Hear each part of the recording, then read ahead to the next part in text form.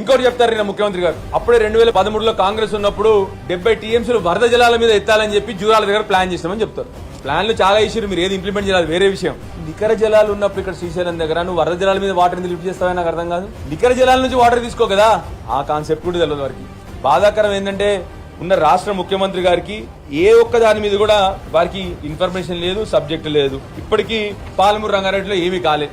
మొదటి motor on అయింది కదా, మీరు ఈ పాటికి మీకున్న టైంకి మొత్తం మోటార్లు ఆన్ చేస్తుండే. ఒక చోట రాకొచ్చి డిలే అయింది తప్ప, లేకపోతే మొత్తం మోటార్లు ఈ పాటికి ఆన్ చేస్తుండే. దయచేసి ఆ పిచ్చి మాటలు మానేసి మూర్ఖత్వ మాటలు మానేసి హుందాగా ప్రవర్తించడం. కనీసం ఈ సంవత్సరంలో అయినా దేవుని కూడా కోరుతా ఉన్నా, మీ కొద్ది మంచి బుద్ధి ఇవ్వాలి, ఆ పాడు బుద్ధి పోవాలి, వక్రీకరించే బుద్ధి పోవాలి, మంచి బుద్ధి ఇవ్వాలని చెప్పి మళ్ళీ ఒకసారి దేవుణ్ణి కూడా కోరుతా ఉన్నాను.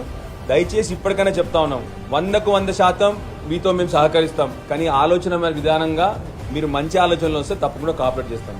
ఈ మూర్ఖత్వ మాటలు ఇప్పటికన్నా ఆపండి. మిమ్మల్ని తిట్టడం చాలా ఈజీ మాకు కూడా, కానీ మా సంస్కారం కాదు. మీ సంస్కారం వేరు, మా సంస్కారం వేరు. ఇప్పటికన్నా మారండి, ఇప్పటికన్నా ప్రజల్ని మోసం చేయకండి, తెలంగాణ రాష్ట్రాన్ని వంచకండి అని చెప్పి ముఖ్యమంత్రి గారికి, అదేవిధంగా ఉత్తమ్ కుమార్ రెడ్డి గారికి మంచి అడ్వైజర్ని పెట్టుకోండి. మీరు సబ్జెక్ట్ అర్థం చేసుకోండి. సబ్జెక్ట్ అర్థం చేసుకున్న తర్వాత వట్టిగా అరవడం కాదు, సబ్జెక్ట్ అర్థం చేసుకోండి. ఫస్ట్ అర్థం చేసుకొని డిస్కషన్కి రండి, ఫుల్లీ ప్రిపేర్డ్ గా రండి అని చెప్పేసి ఉత్తమ్ కుమార్ రెడ్డి గారు కూడా రిక్వెస్ట్ చేస్తాను.